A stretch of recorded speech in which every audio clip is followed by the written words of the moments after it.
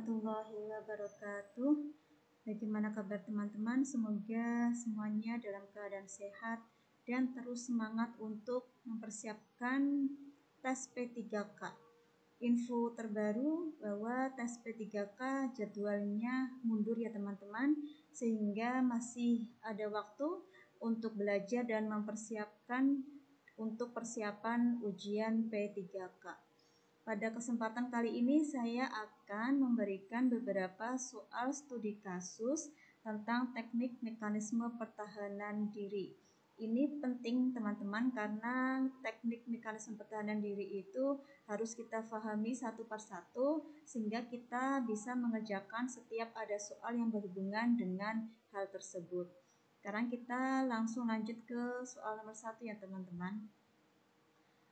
Bima adalah seorang peserta didik yang kurang disiplin di kelas 10. Beberapa kali dia terlambat mengerjakan tugas dari guru.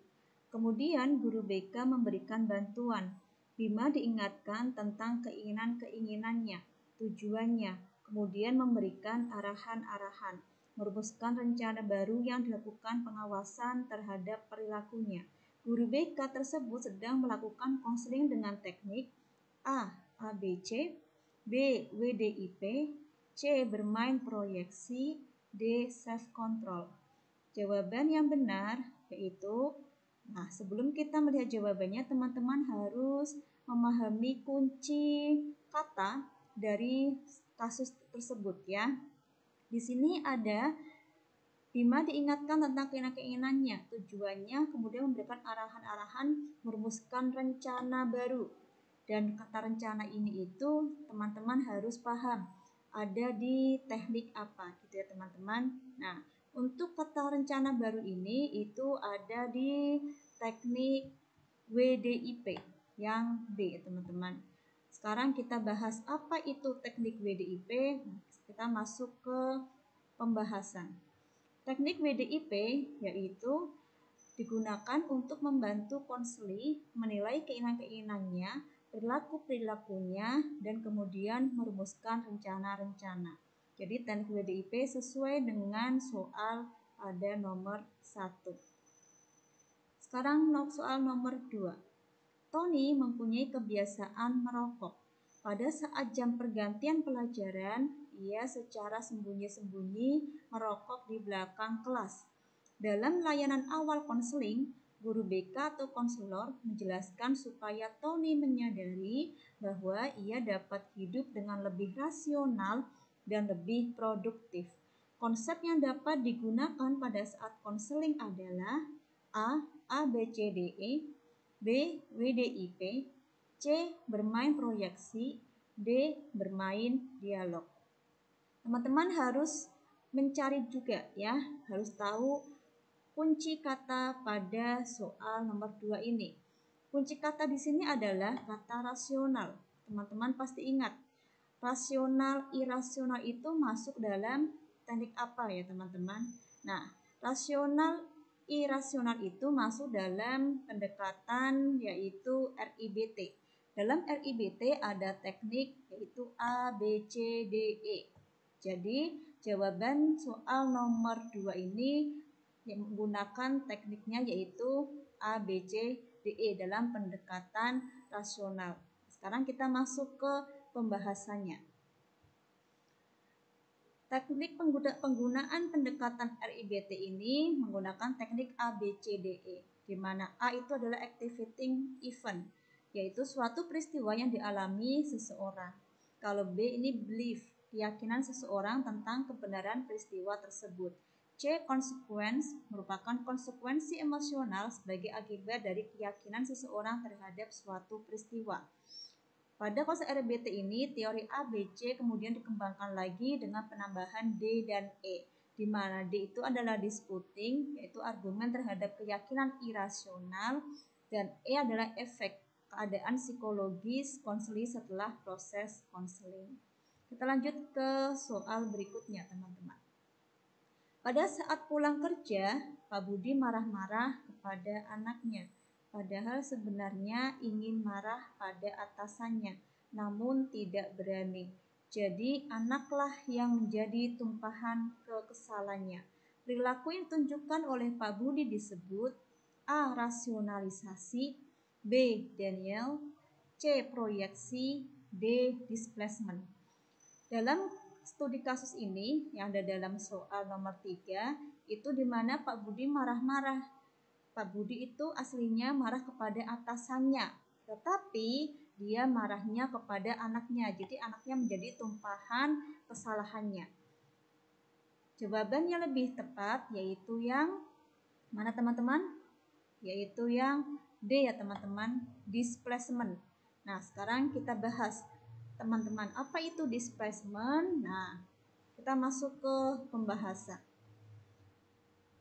Salah satu cara mekanisme pertahanan diri menurut psikoanalisis yaitu ada displacement atau pengalihan. Sebuah bentuk pertahanan diri dalam menghadapi anxieties dengan cara memindahkan objek yang mengancam menuju objek lebih aman. Tadi Pak Budi, dia merasa kecemasan pada atasannya, tapi karena tidak berani, maka dia mengalihkannya kepada anaknya. Karena anaknya tidak mungkin bisa marah kembali ya teman-teman, jadi menuju objek yang lebih aman. Soal berikutnya. Seorang peserta didik tidak naik kelas, lalu ia mengatakan bahwa gurunya yang sentimen kepadanya. Menurut Sigmund Freud, mekanisme pertahanan diri tersebut dinamakan A. Rasionalisasi, B. Denial, C. Proyeksi, D. Displacement. Di sini bahwa ada kata kuncinya ya teman-teman, yaitu ada anak yang tidak naik kelas, kemudian dia mengatakan bahwa gurunya sentimen. Nah, berarti kalau seperti ini dia mengalihkan. Kira-kira jawaban yang betul yang mana teman-teman? Yaitu jawaban yang betul adalah yang C. Sekarang kita masuk ke pembahasan. Apa itu mekanisme pertahanan proyeksi? Yaitu mekanisme pertahanan proyeksi saat impuls mengakibatkan kecemasan diluapkan dengan mengalihkan rasa cemas tersebut pada orang lain. Jadi sesuai dengan soal nomor 4. Jadi seorang peserta didik yang tidak naik kelas, tapi dia hanya mengalihkan bahwa gurunya yang sentimen kepadanya. Soal berikutnya, di sebuah kelas terdapat beberapa geng kelompok. Seorang peserta didik menilai bahwa para anggota dari kelompok tertentu terlalu pecicilan dan tidak baik. Padahal sebenarnya peserta didik itu menjelek-jelekan kelompok tersebut karena tidak diajak bergabung. Dalam teori mekanisme pertahanan diri, peserta didik tersebut menunjukkan di sini kata kuncinya adalah ini teman-teman. Seorang peserta didik menilai, jadi dia menilai ya. Berarti sesuai jawabannya apa? Yaitu yang A, rasionalisasi. Sekarang kita bahas kenapa jawabannya yang A. Masuk ke pembahasan ya teman-teman. Jadi rasionalisasi ini adalah cara menemukan alasan bagi tingkah laku yang tidak rasional.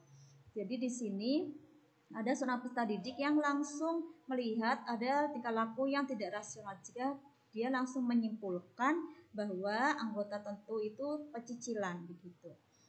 Jadi soal 1 sampai nomor 5 kita mendapat kesimpulan apa yang harus teman pelajari yaitu tentang mekanisme pertahanan diri atau defense mechanism.